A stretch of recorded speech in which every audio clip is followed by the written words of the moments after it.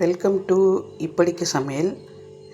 இன்றைக்கி நாம் செய்ய போகிறது பாசிப்பருப்பு சாம்பார்.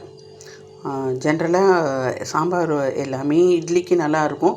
பட் இந்த பாசிப்பருப்பு சாம்பார் இன்னும் டேஸ்ட்டாக இருக்கும்.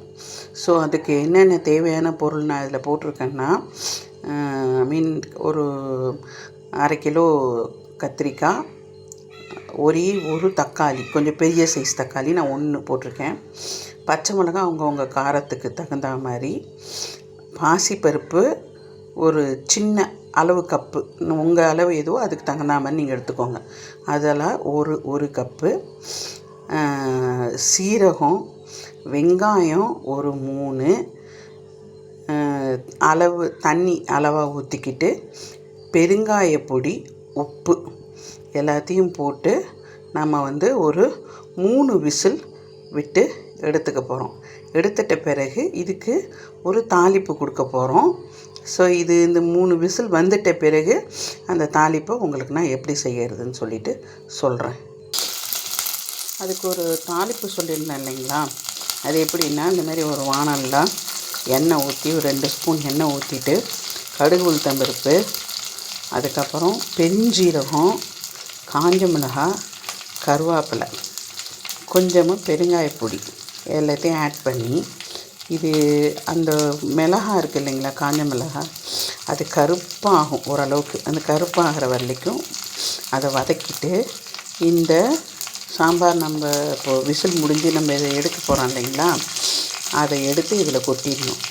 ஏன் அது கருப்பாகிற வரைக்கும்னு சொல்கிறோன்னா, இப்போது அந்த சாம்பாரில் இந்த காஞ்ச மிளகாவை நம்ம சாம்பாரை போட்டு சாப்பிடும்போது அந்த இட்லியோட இந்த காஞ்ச மிளகாய் கருப்பாக அது ஆகிடுது இல்லைங்களா, தீஞ்ச பிறகு அதை அப்படியே புளிஞ்சு விட்டு அதில் சாப்பிட்டோன்னா அவ்வளோ டேஸ்ட்டாக இருக்கும். அதுக்காக தான் சொன்னேன்.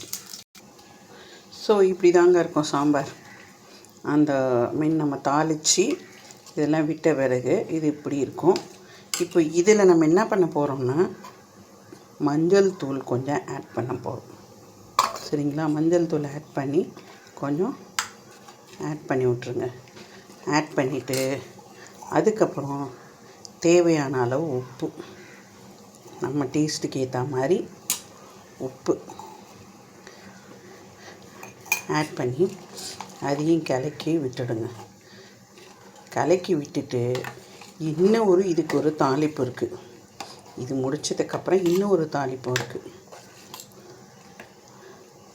ஃபைனலாக அந்த தாளிப்பு. ஸோ இது லைட்டாக கொதிக்கட்டும்.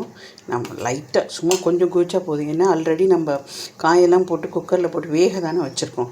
ஸோ ஒரு 2 to 3 minutes கொதிச்சா போதும். அந்த தாளிப்பு என்னன்னு சொல்லி உங்களுக்கு நான் சொல்கிறேன். ஸோ இதுதாங்க அந்த இன்னொரு தாளிப்பு. அதாவது எண்ணெய் ஊற்றி பூண்டை நசுக்கி போட்டிருக்கேன்.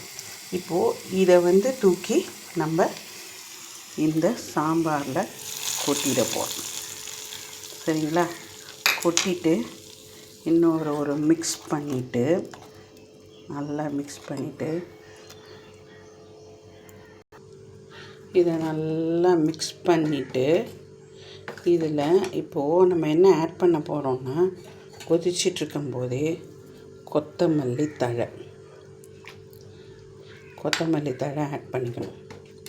அப்புறம் பார்த்திங்கன்னா ஒரு ஸ்பூன் நெய்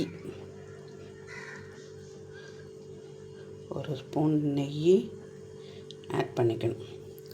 ஆட் பண்ணிவிட்டு அப்படியே அது மாட்டிகிட்டே கொதிக்கட்டும். ஸோ இதுதான். இது முடிச்சுட்டு நம்ம இட்லி, இது எதுக்கு சாப்பிடலான்னா, இட்லிக்கு சூப்பராக இருக்கும், தோசைக்கு டாப்பாக இருக்கும், பொங்கல் இருக்குது இல்லைங்களா, பொங்கலுக்கும் டாப்பாக இருக்கும், சப்பாத்திக்கு சூப்பராக இருக்கும். ஸோ ட்ரை பண்ணிவிட்டு சொல்லுங்கள். தேங்க்யூ ஃபார் வாட்சிங். தேங்க்யூ.